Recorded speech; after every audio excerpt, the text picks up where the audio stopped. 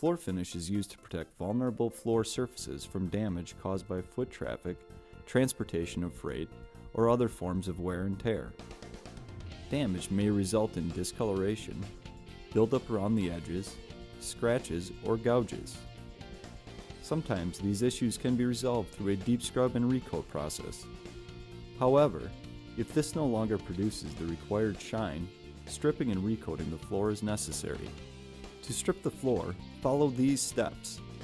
First, assemble your equipment and supplies. Then, put on appropriate personal protective equipment as stated on the product label and SDS. Remove freestanding objects. Vacuum and remove mats. Dust mop the area. As you dust mop, note any potential problem areas that need additional attention later. Use a putty knife to remove gum or debris stuck to the floor. Be careful, do not gouge the floor with the putty knife. Next, post wet floor signs and other blockades. Be sure to use several signs to indicate the floor area being stripped. It is also helpful to rope or tape off the area. Prepare your stripping solution. Mix stripper according to label directions. Too much or too little stripper solution will result in the product being less effective. Use cold water when mixing stripping solution. Hot water increases odor and flashes off key ingredients that emulsify the floor finish. If an auto scrubber is available, fill it with cold water. Do not add detergent.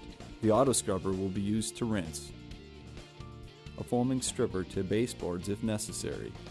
Allow the solution to dwell according to label directions. Do not overspray on wallpaper or uncoated floor. This procedure should be done before the floors are stripped. When finished, rinse and wipe the baseboards dry. Install absorbent material such as Zorba to keep stripper from flowing under doorways. Liberally apply stripping solution to the floor. Dip the mop into the stripping solution and lightly press in the wringer. Do not over-wring. Deliver plenty of stripping solution to the floor. Outline a manageable working area. Typically this is a 10 by 10 foot area. Apply stripper in an overlapping pattern. Be sure to apply solution to corners and along edges. Do not let the stripper flow under closed doors or onto nearby carpets. With tougher floor areas, such as those with grouted tile or heavy buildup, you may need to work in smaller areas and use a stripping brush. Allow the stripping solution to dwell for the recommended amount of time according to labeled directions. Do not allow the stripper to dry. Apply additional solution to keep the floor wet. Use an edging tool to loosen old finish close to the baseboards and in the corners. Agitate the floor with the rotary floor machine after you've given the stripping solution time to work. If an auto scrubber is being used, be sure to use the appropriate pads recommended by the tile manufacturer. Mount stripping pads on your auto scrubber. Start scrubbing after you've given the stripping solution time to work. Make a pass over the stripping solution with pads or brushes down and scrubbing, solution valve half open, squeegee up, vacuum off. Next, check your progress. Wipe slurry away from a sample area.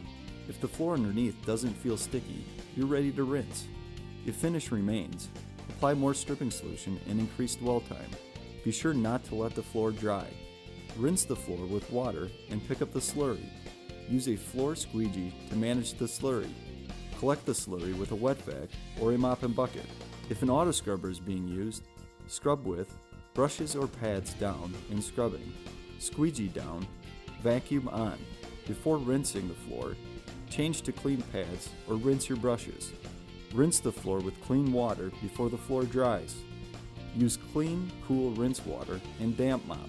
Mop the floor with a figure-8 pattern to rinse the entire floor. Clean your floor squeegee and use it to pull rinse water away from furniture and carpets. If using an auto scrubber, apply water and scrub to rinse. Scrub with brushes or pads down and scrubbing. Squeegee down, vacuum on, solution valve on. When the floor is dry, check your work. Be sure that all stripper residue has been removed. Be sure to wear safety gloves when checking the floor. Run your hand over the floor. If there is residue on your gloves, you must rinse again. Continue to rinse until there is no foam in the rinse water and no residue on the floor. Clean your equipment and return it to its appropriate area. Wash and rinse pads, brushes, buckets, squeegees, and other tools before they dry out. Launder or wash mops and hang to dry. If using an auto scrubber, clean and return to appropriate area. Wash and rinse pads, brushes, and squeegee. Rinse the auto scrubber recovery system and tank. Rinse under the auto scrubber. Wash stripper off the tires. Clean your shoes, clothes, and hands. Always remove and launder any soiled clothes. Floor stripping tips. Never use masking tape to mark the edges for stripping. Instead, use blue painter's tape to avoid leaving adhesive on the floor. When stripping near walls and edges, move the single disc floor machine from right to left to avoid splashing baseboards. If stripping solution splashes onto baseboards or kick plates, wipe off immediately with rinse mop or an absorbent cloth to avoid leaving splash marks. Important: the floor must now be sealed or finished before traffic is allowed to enter. Strip floors are sensitive to soils and scratches. Finish the clean surface before new soils can arrive.